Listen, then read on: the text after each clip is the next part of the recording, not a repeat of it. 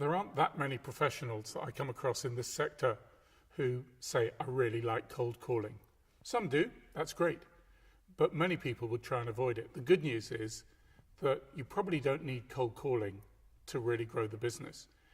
And the key lies in referrals. Well executed, good discipline.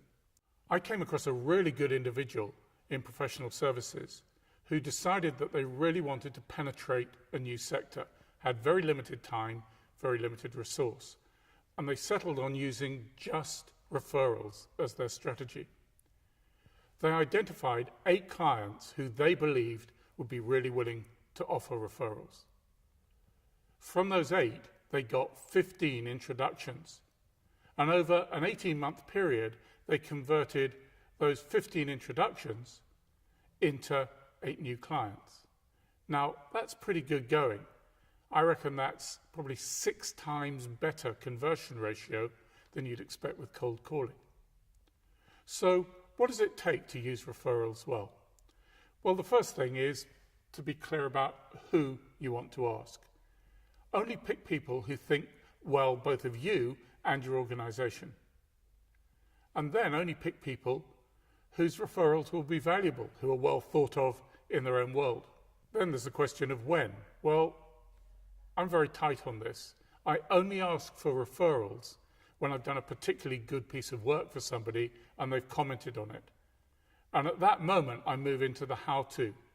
I say, so if this has worked well for you, who else do you think we should be talking to? And often they'll look a little bit quizzically at me, and I'll give them a clue.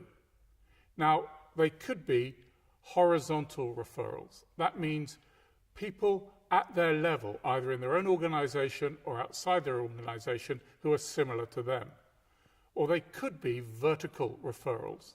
And that means people up and down their supply chain. So it could be people who are providers to their organization. It could be people who are distributing for or are customers of their organization. And that's a great place to start. And then I'm clear about what I'm asking them to do. So we agree together whether they're going to make the phone call on my behalf and tell someone to expect my call, which I then follow up, or is it going to be better for me to make the call and to refer to the individual?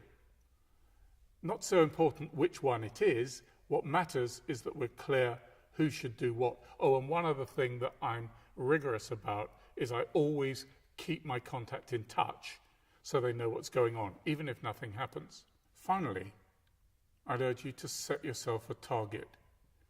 Identify maybe a very limited number of clients who you're pretty confident would give you a referral and whose referrals you'd value.